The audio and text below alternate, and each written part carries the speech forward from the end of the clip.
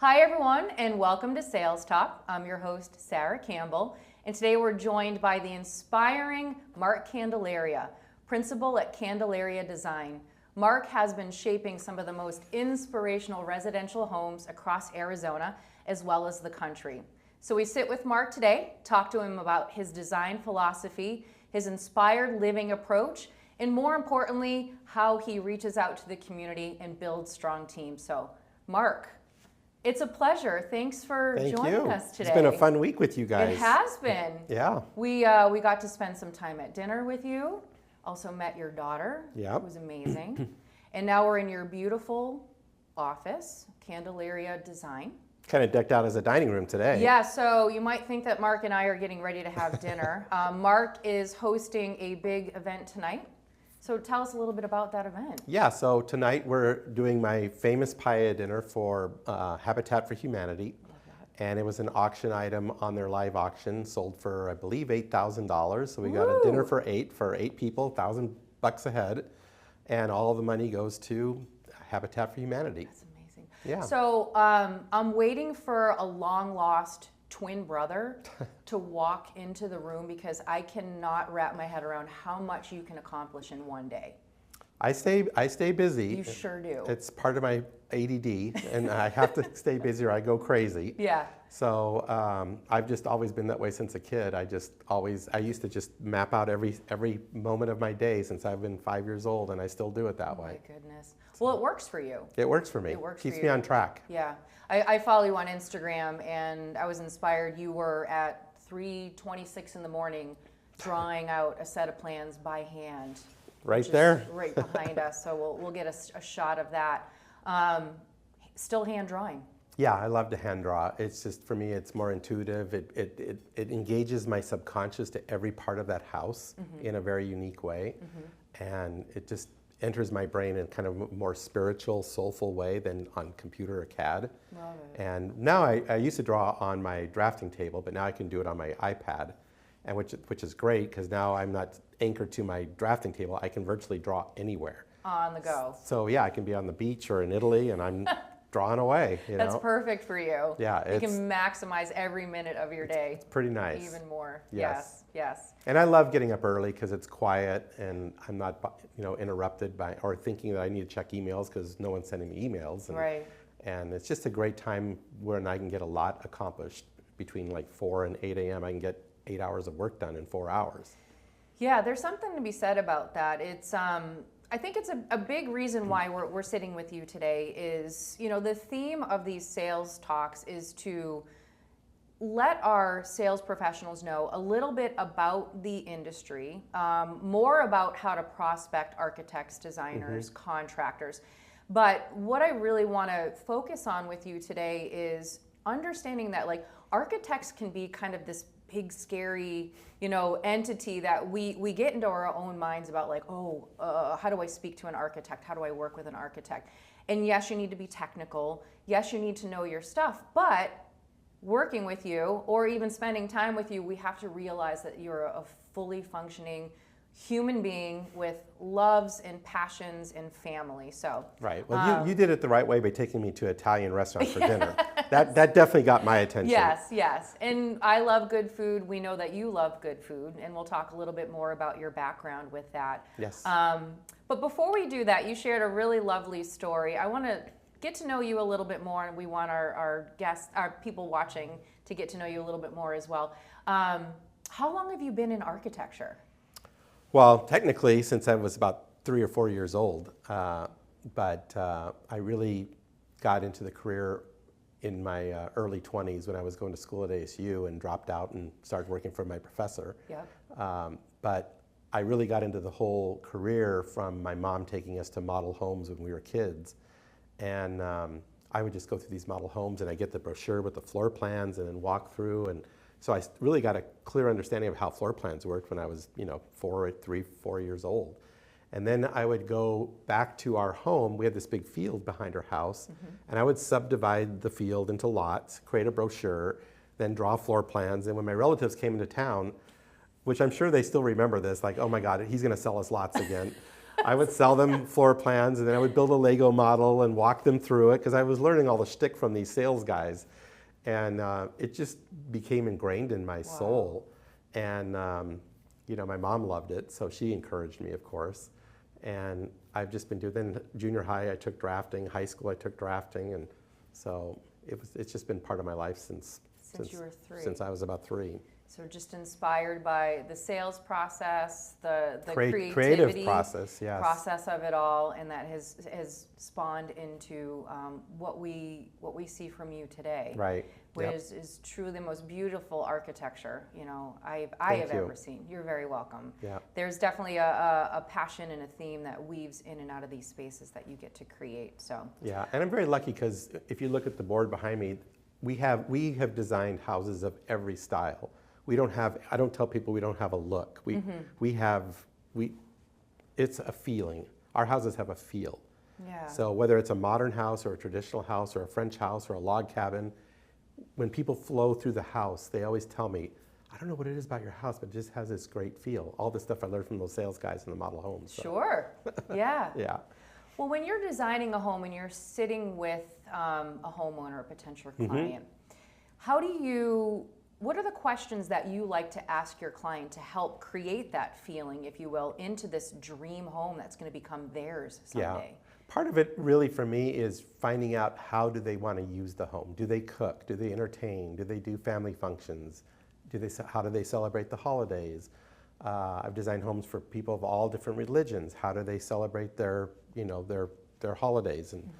And so the more I can really get into who they are and how they live, the better I can design their house for them. And when we design a house, we just started a new house this week. We design real collaboratively. It's not like they give me that list and I go to my iPad and draw a whole floor plan and go, okay, look what I came up for you here. That to me when I do it that way, it's like it's my house, it's not their house. And I'd rather design their house with them. So when I design a house, I design it virtually with little room pieces that we just move around and map out on the site. And the house just kind of organically forms right before their eyes. But they're involved in the creation of that house. And I have just my 40 years of database that's spewing out. Sure. So, oh, you like that idea? Well, let me show you this picture. Oh, that's exactly, I love that. So it's just, within 2 hours, I have a plan that they like. And I'm not trying to sell them into something that I like. Does that make sense? It definitely makes sense. Yeah. So it's collaboration, also your intuitiveness, right? And understanding from your background in entertaining and asking those really important questions. And that's a big takeaway for us as sales professionals, is to ask and keep asking and keep asking. It's not about me, it's about them. It's about them. Yeah. It's about them because they're going to be the ones that are going to be living in this home, seeing their families grow, right? Handing it down to the families. Yes. Yes. Yes. That's so wonderful. It's a fun process, and I love just the experience we had this week with this new client, just watching their eyes blossom when they're like, oh my gosh, yeah, I do see, that's going to be so cool. Yeah. So it's fun. It's all about energy too, and so I'm always trying to amplify their energy to get excited about what we are creating together. Yeah. Have you ever had a moment, and I know this can happen when we're working with clients too, where maybe the relationship or the vibe's a little off, and you're just like, gosh, how do I jump over that little hurdle to get on the same page with my client? Yeah, it happens. It happens for sure. What I've learned with that, it's a lot of times persistence in a friendly manner. It's like keep listening and keep working through it, and find the path that gets them excited again. Okay. And sometimes it takes effort. Yeah. Sometimes it doesn't happen instantaneously. It's great when that does, because then you just jump onto the next, square on the hopscotch. Yes. But sometimes it takes a lot of effort, and it's not an easy path. And I've just learned to be very patient and make sure they know that I'm listening to them, and we'll get there. You know, sometimes it just takes a little longer. Takes a little longer. Yeah. Well, I think that's what it is too, is not, you know, if you have a game plan, we always want to like stick to the plan, but you have to be really nimble. You have to be able to call audibles. Yes, calling audibles. You can have a total game plan, and there'll be some curves thrown at you, and if you're not ready, you're going to be stuck. And you got to know there's going to be curveballs coming. And when they come, and what happens over 40 years of doing this, you start to learn when the curveball is coming. You start to see it. You go, oh, I know where this is going to go. And then you prepare, and you go, okay, this worked really good last time, but maybe I tweak this a little bit this time. And so I think when I was a lot younger, the curveballs would really throw me for a curve. Yeah, you know. absolutely. But now as I'm older, I actually kind of like them, because it's like, oh God, I love this. It's a curveball. Here we go. We're going to show them how we can do this. So it's the way your whole mind flips on things, and experience and wisdom. Wisdom, experience, and just being nimble. So, Yeah. I don't want to lose sight of how long Candelaria Design has been around. When did you start your own firm? So I'm going to back up a little further. I started working with George Christensen and CCBG when I was 21 years old in 1982. And I started as a draftsman because I dropped out of college, dropped out of ASU, but got a job with my professor. So I got hands-on apprenticeship, which I think was a much better education. Yeah. I worked for him as his draftsman for about 5 years, and then they made me a partner. And then all my buddies came out of college, and I was a partner, and they were in debt, and they were draftsmen. So it worked out really well. It sure did. So I worked with them for 18 years. And then when he retired, the firm kind of started drifting more commercial. And I really loved residential.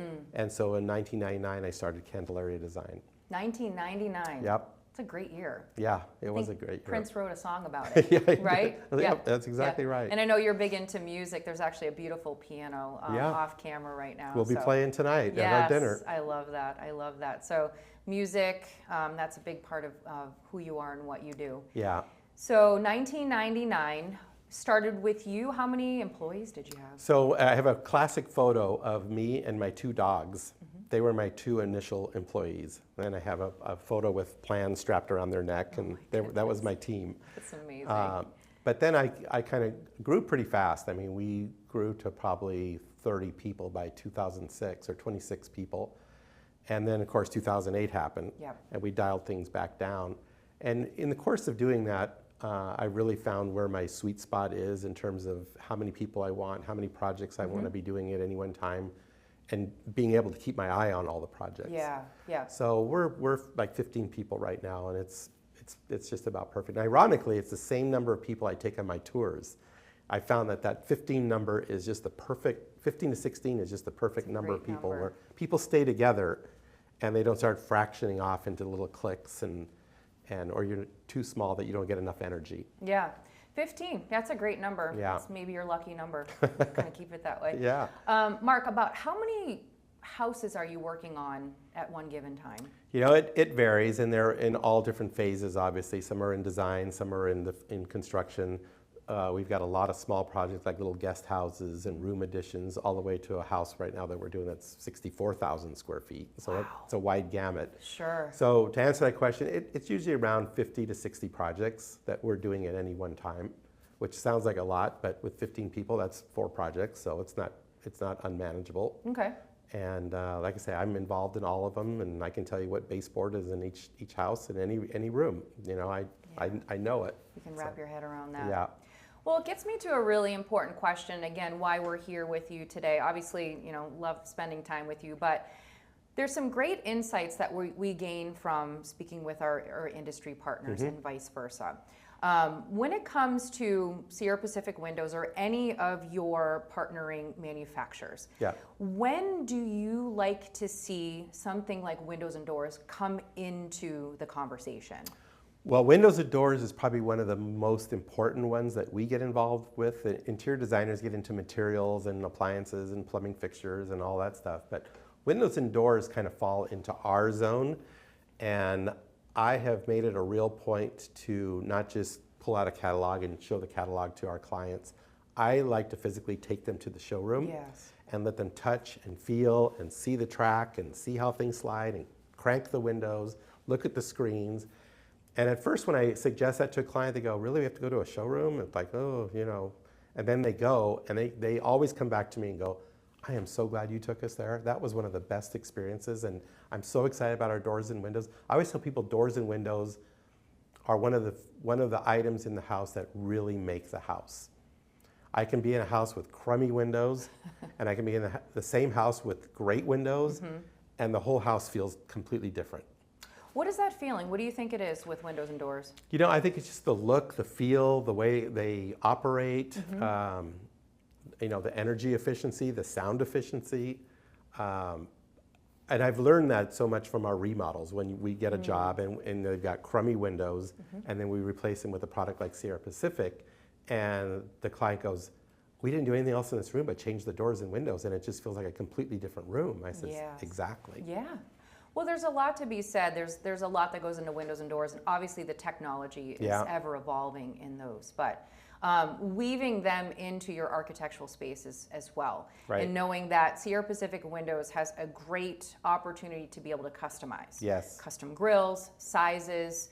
If there's something that you don't see in our showroom or in our catalogs, most likely you can push us a little bit to be able to create that. Yeah, no, I've noticed that. Yeah. And you guys have been great about that. Because Good. we get all these so much of how these houses have evolved over the last few years is just the whole indoor-outdoor aspect of these homes. Sure. And kitchen windows that slide and pocket away, and bars that are indoor-outdoor, and whole rooms that the whole corner slides open. Yep.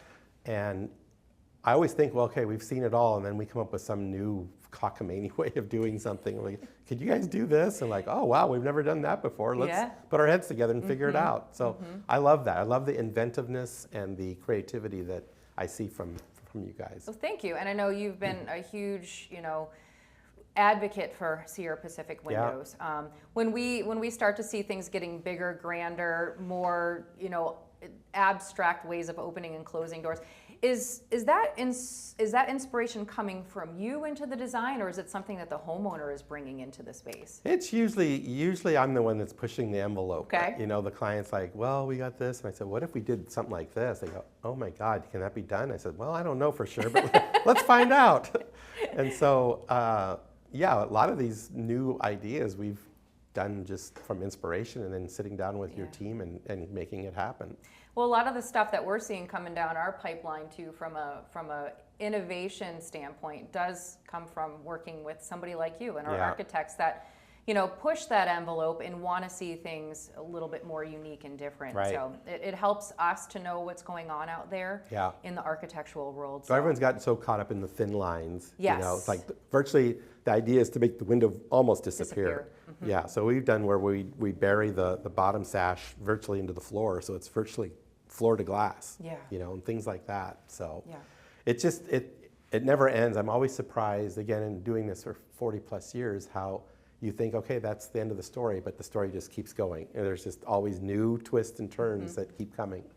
There's a lot of trends that come and go. Yeah. I feel like, being very much looking at your designs and seeing them, there's always this theme that kind of sits true, and it's just inspired by just living, like you said. There was something you said a little, earlier about the experience of it all. Yes. So when you are having your clients go into a Sierra Pacific showroom, it's the experience of it. You can't grasp, how to operate a window and door, what it's going to look like, even in scale, in a showroom. So with that experience, let's consider a great takeaway for our sales professionals out there.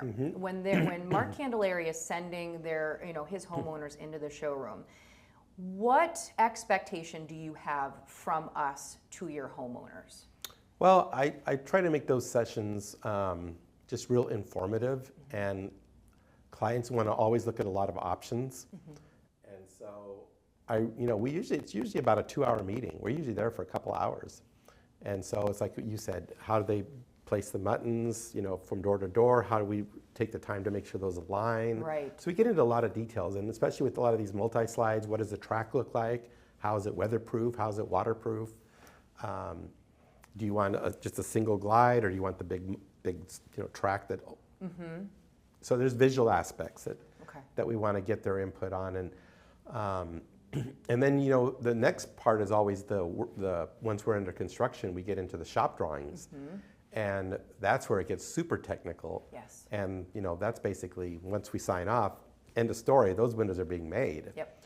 And so I have found that doing that initial meeting in the showroom really helps the shop drawing process, because they have just so much. What's a spacer bar? Well, they know, you know, do we want it black? Do we want it aluminum? So all these little details, they have now been educated, because we did this 4 months ago. And now when we do the shop drawing process, it's almost like you can take that to the next level with them, because they understand it. Yeah, that's a great takeaway right there, is just to align with the architect. But I think also too, you know, if you're bringing a client in to meet with me, for example, you know, I want to have a call with you before. You know, what are we thinking? What's the inspiration? And Right. more importantly, what you're expecting from that meeting as well. Yeah, and we do that a lot, where we'll call ahead of time and say, we got this client, we want to look at some of these things, because I want to prep your sales team so they look good for me. Absolutely. And so, yeah, all of this is about good communication and just good preparation. Yes. Yeah. Relationships, communication, preparation, really, really important. And then I try to, you know, after the meeting, I try to call back and say, hey, thank you very much for doing that. Here's a few more questions that we've come up with. Are there any takeaways you have that we need to be aware? I find that the follow-up is just as important as the lead-in, because it's just, again, the more communication, the better everything seems to turn out.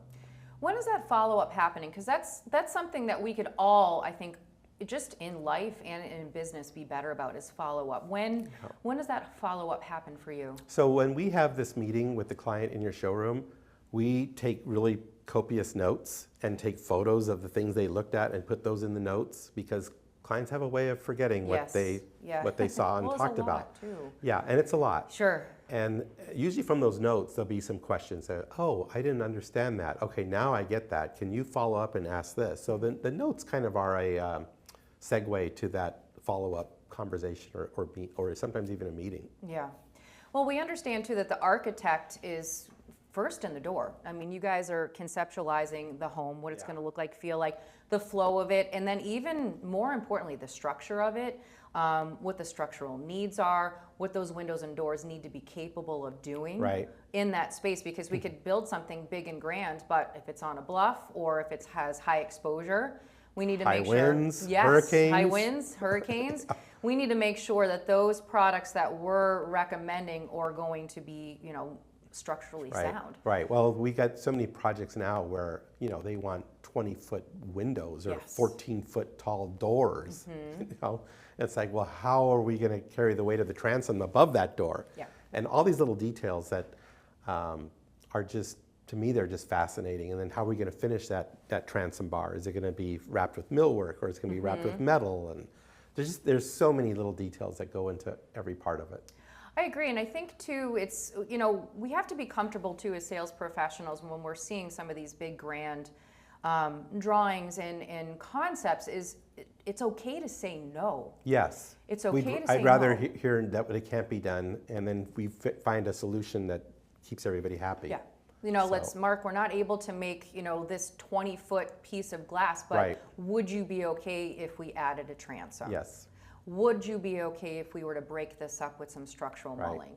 There's always going to be a solution, but, you know, we can't always say yes to everything. Right. There's nothing worse, I find, than when the sales team and I'm not saying you guys do this, but I've had this on other companies, where they just make a decision and go with it, and then you go out in the field and go, where did this come from? You know.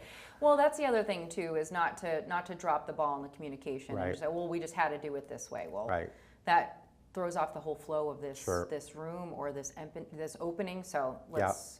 Yeah. Like I say, the windows and doors are so important. They're like the most visual, impactful element in the house, I think.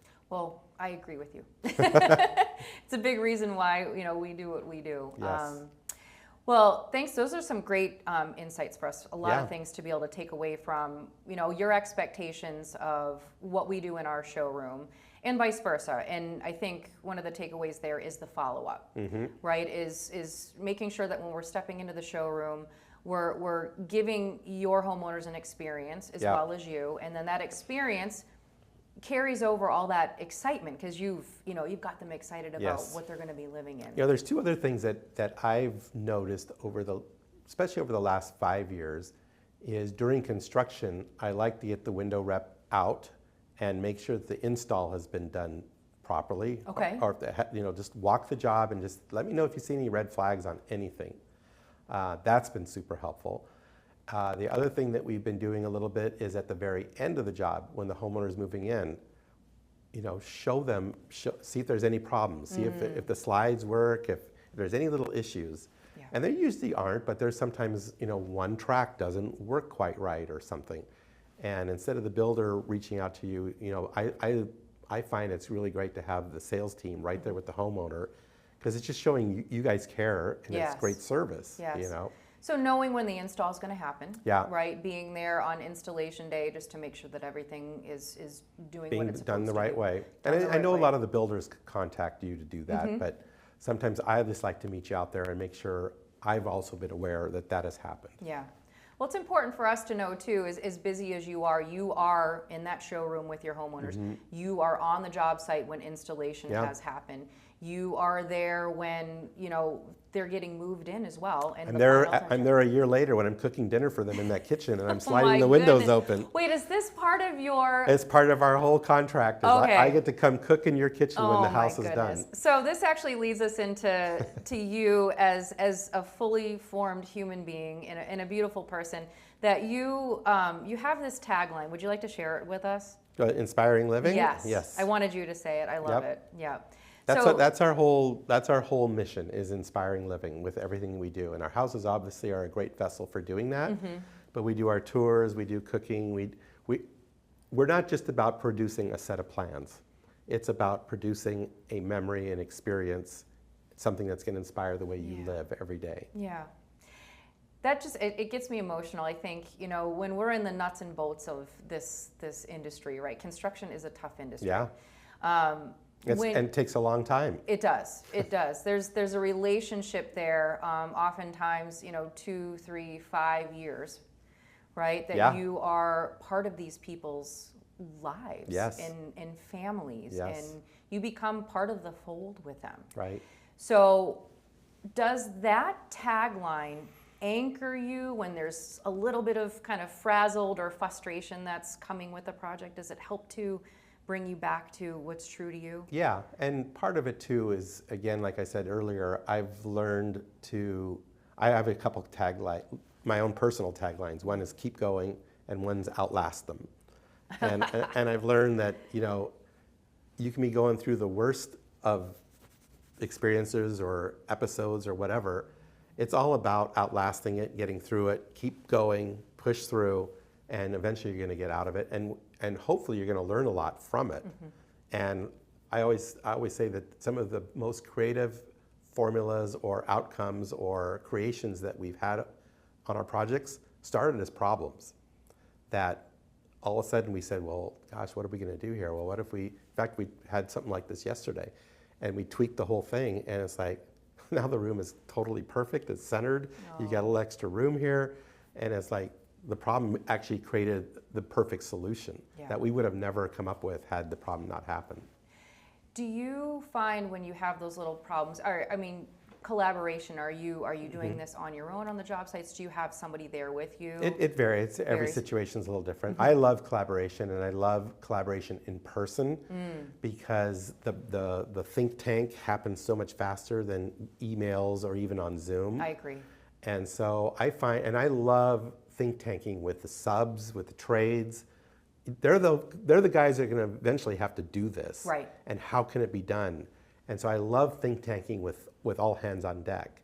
And we've come up with great solutions by doing it that way. So That's fascinating, because I know we can, again, kind of behind a computer screen, and we're connected, iPhones and iPads and laptops, that we can do a lot of our work on the go. Right. I think a good takeaway is just to slow down enough to be like, you know what, let me just call Mark. Let me see if I can stop into his office.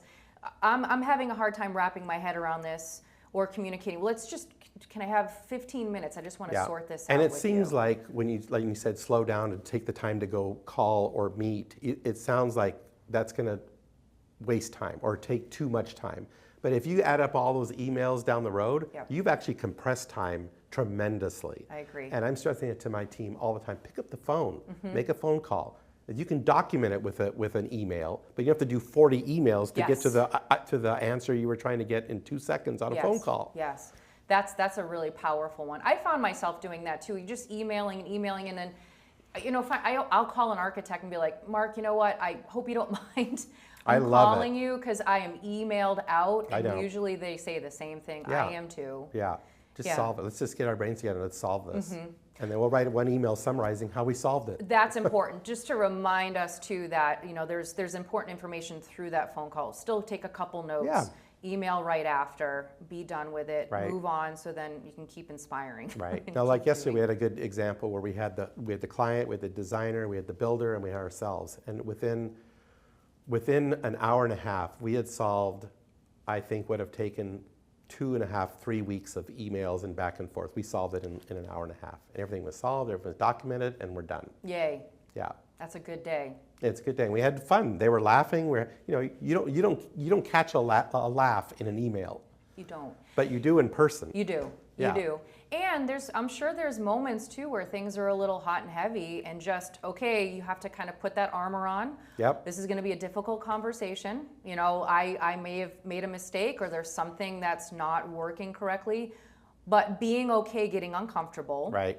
Speaking to the architect, speaking to your contractor, to whoever it is that Yep. you need to work with, say, my goodness, I missed the mark on this one. I want to make it right. Yep. What can we do? I found that is the best marketing you can possibly do than running an ad in a magazine that costs $10,000. Like, step up, let's get it fixed, let's take care of it, let's keep our client happy, let's move on.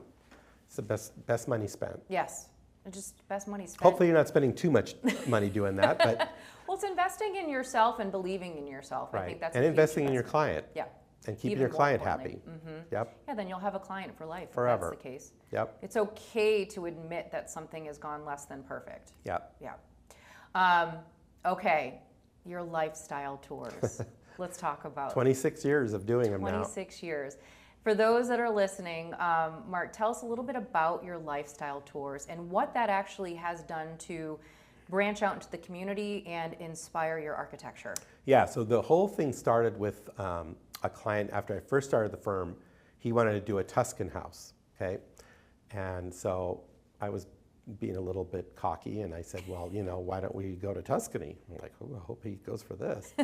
and he goes, oh, that's a great idea. We really should, because we could research the style. And I said, yeah, keep going. And he goes, that's Tuscany, that's in California somewhere, isn't it? I said, no, it's in Italy. He goes, oh my gosh, I've never been to Italy. Have you? I said, I've never been to Italy either. I said, well, why don't we go? I said, I'm also doing another house with a client who's a travel agent. Let me talk to her. So I talked to her, told her the story, and she goes, I've got this great place in Umbria. It's right next to Tuscany. And my husband and I will go with you. And we'll show you, we got these great sources for doors and fireplaces and all this stuff. And so that was technically our first tour. And during the course of that, the two clients said, you need to start doing this. This is a cool gig, and now you know where these places are. And so I gave it a shot. And the next year I had like 5 people come. The year after that it was 12, and off we went. Wow.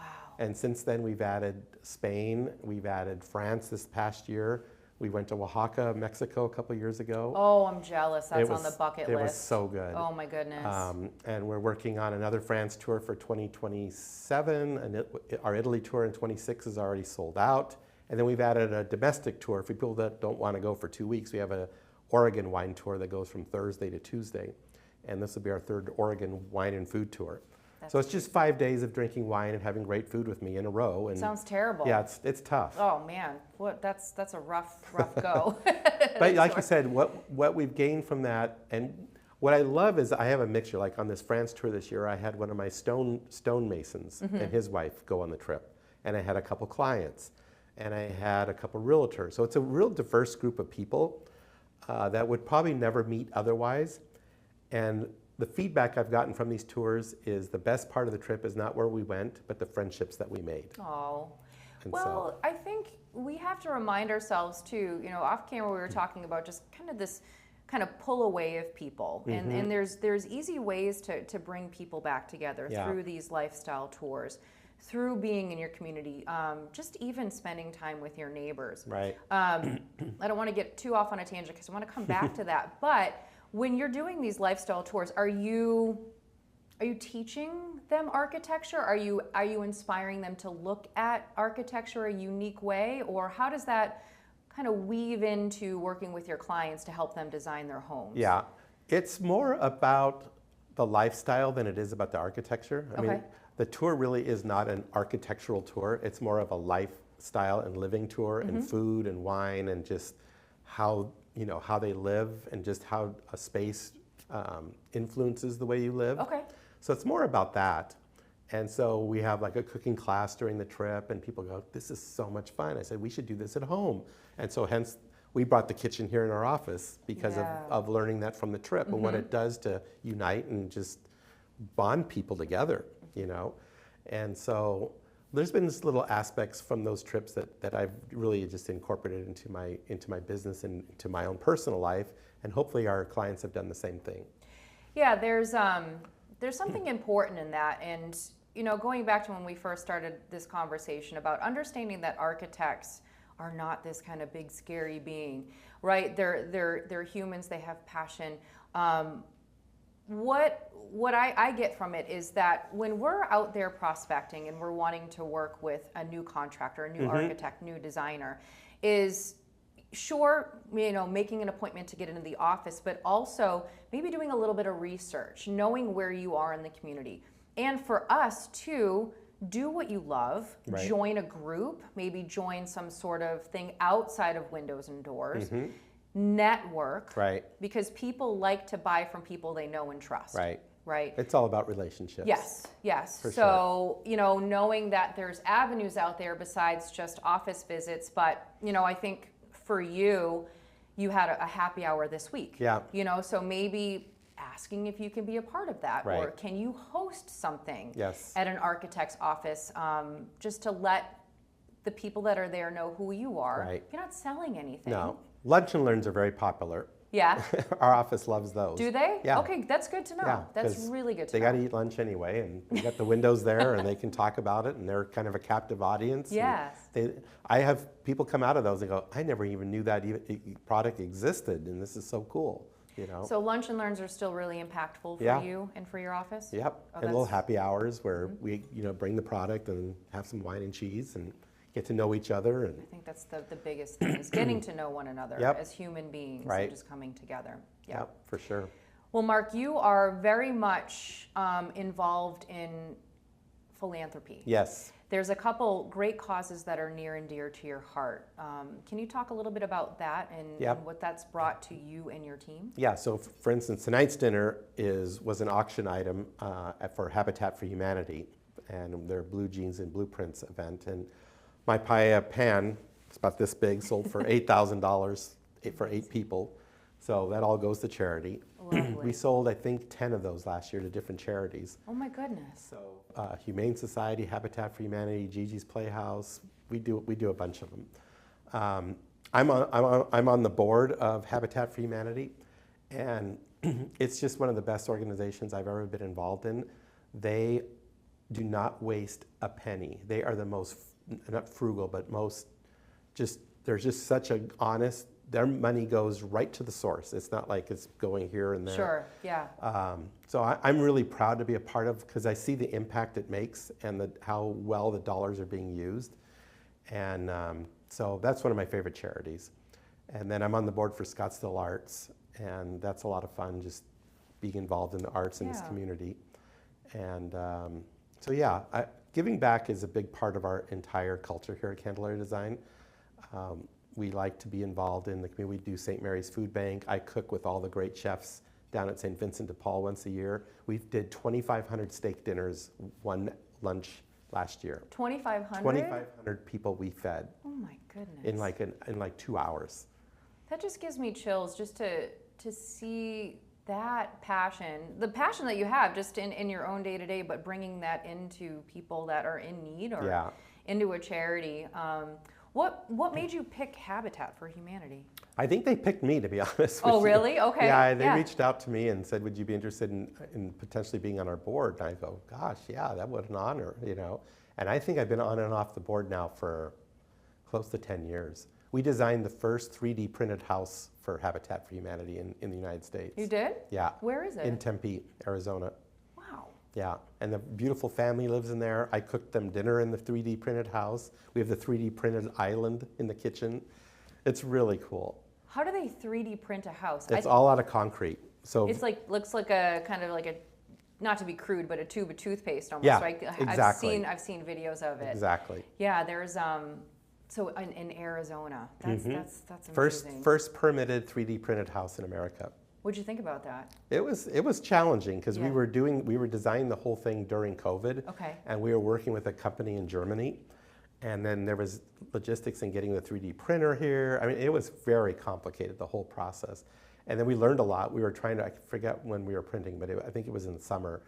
And the concrete was curing too fast because of all the heat. Oh, interesting. So we had to stop and we had to tear down some of it and then reprint it. And we learned by just laying burlap over the top of it that was soaked, it kept the concrete wet and cured properly. Well, that's what you're saying. You have to sometimes have Audibles. solutions on the fly. You have Yep. to run those audibles when Exactly. it's necessary. Yes, yes. But it's a cool house. It's really fun. Yes. And we have a little chunk of it here in the office. I'll have to check it out before Yeah. we head out. Well, we're starting to wrap up, but we're not quite done yet, if that's okay with no, you. for sure. So understanding you've been in business for so long and you Yes. have great talent that comes into your firm, learns from you, and then they are inspired to go off and start their own firm. Yes. How does that feel for you? I have quite a few disciples out there. Disciples, that's a good way to put it. I love it. I love it. You know, it's part of the process. It's what I did Yeah. over time too, and it is what happens.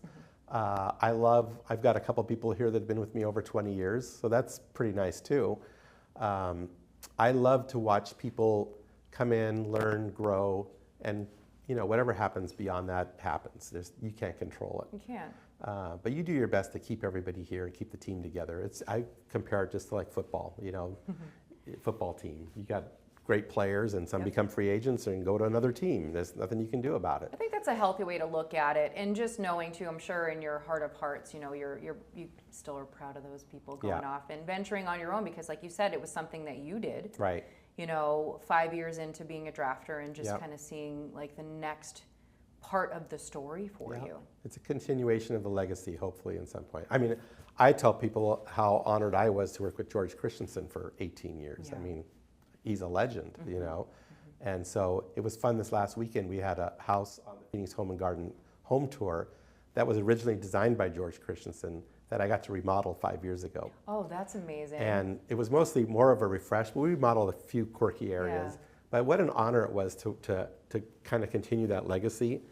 And it's neat because as I was working, I could really feel his soul and spirit in everything that I was doing. Well, that's the thing with these homes. It's so inspiring because there is a soul to a home. Totally. There's an energy. Totally. There's a soul to a home.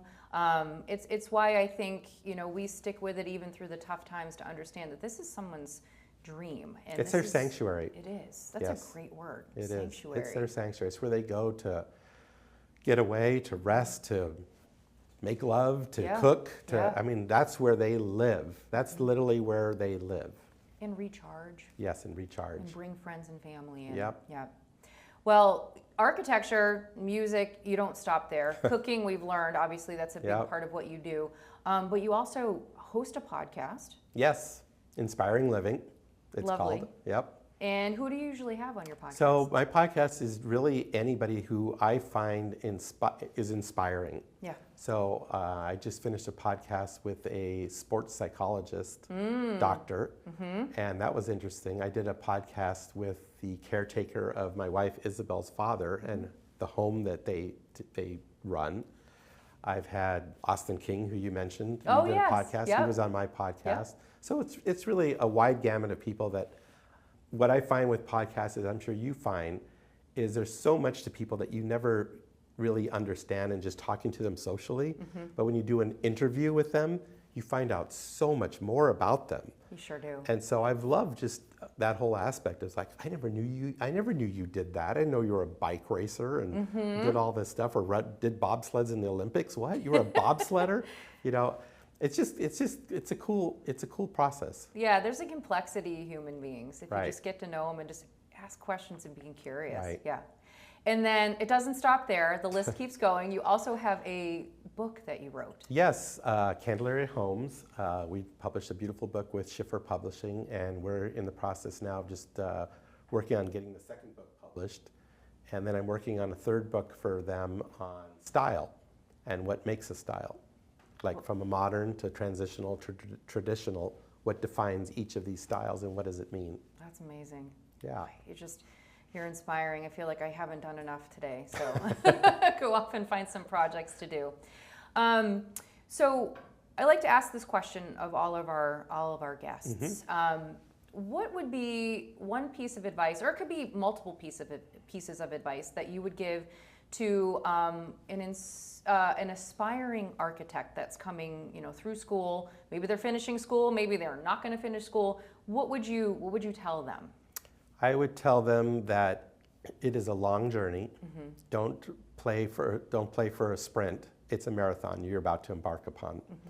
And I have found that the people who do stay at a firm for an extended period of time and not run away from problems, but stick through and learn from the problems, do much better than the ones that just hop and skip and jump around from firm to firm to firm. I just see them just in a spiral and they never seem to go anywhere. Okay. Whereas I've seen people who have stuck with firms for long periods of time. I can think of numerous examples. Those people have accelerated and just grown so much more because they've learned from the problems. They've learned to get through the cycles. And that'd be my takeaway. And it's a marathon. That's a great takeaway. I mean, we even find with Sierra Pacific Windows, a majority of our sales force has been with the company for a long time. Yeah. Which says something about our story and your culture. Yes, and our culture and our dedication to what we do, doing the right thing, showing up, doing what we say we're going to do when we're going to do it. And there's always this joke that once you get into windows and doors, you never get out. So it's not a bad job to have. Right. Not a bad job to have. Working with your partners, so let's consider, a Sierra Pacific rep, maybe newer in the field, trying to build their book of business. What is important to you when they come and want to prospect you for a project? And I can go back again 40 years of looking at all of the window and door reps I've had over the years. Sure. And who has stuck out in my mind as being people that I just thought were remarkable. And it's really, like we said earlier, just good communication. I'm always surprised at how few salespeople don't reach out. Like, I'm always shocked that I haven't heard from somebody in a long time. And I appreciate when they reach out and say, hey, we got a new product in, would you like to come see it? Yeah, I would love to see it. I want to know about these things. Yeah. I want to be the first to know about these things, because then I can show them to my client and kind of, you have the latest and greatest, and just the connection and follow-up and knowing that I can pick up the phone and they will take the call. And I've got this problem, or I've got this situation, or I'd like to do a door that's 20 foot tall. How do I do it? And get an answer. Yeah. Because I'm always going to go to the path of least resistance. I think we all and do. And if I have someone there that I know they'll pick up or they'll call me back, I love that. Yeah. Being responsive. Being responsive. Yeah, and respectful. Yes. We all have busy days, and for you, I don't know, you've figured out, I think, to have 25 hours in a day. We all have 24, but just making the best use of that time. Right. So there's been some really powerful takeaways for us, Mark. I really, truly appreciate your time with us today. Do you have any questions for Sierra Pacific Windows? No, I just wanted to say, you made me think of this a few times during the interview. I had the honor of going to your factory and in California, which is absolutely amazing. What your company does with the forest and the trees and the lumber and the wind, it's an amazing story. And I try to tell my team and people, if you have a chance to go to one of your tours like that, to go, because you will walk away learning so much. It's important. I think it's impactful for our architects and our partners to understand that we're above and beyond windows and doors. There's a whole story to be told from how it's incredible. Yeah. Well, I'm glad that really it was very impactful for me. Yeah, impacted you. It seems to have bridged a gap between what we do as a window and door company and your philosophy with bringing it into your home and inspiring living. So I think that's a great place to thank you for the promotion. Well, and just a reminder, those plant tours are impactful. Lunch and Learns, you enjoy them. Yeah. You love to know the latest and the greatest. So making sure that you're getting out there in front of your architects. Don't be shy. Be bold. Be bold. Right? Get out there. Get out there. And on that note, Mark, it's been an absolute pleasure. Yes, thank you. I really have enjoyed getting to know you, and I hope to do this again soon. It's been a fun week with both of you, so thank you. You're very welcome. You're very welcome. And with that, everybody, thank you again for joining us on Sales Talk, and thank you to Mark for being here with us today. We'll see you again next time.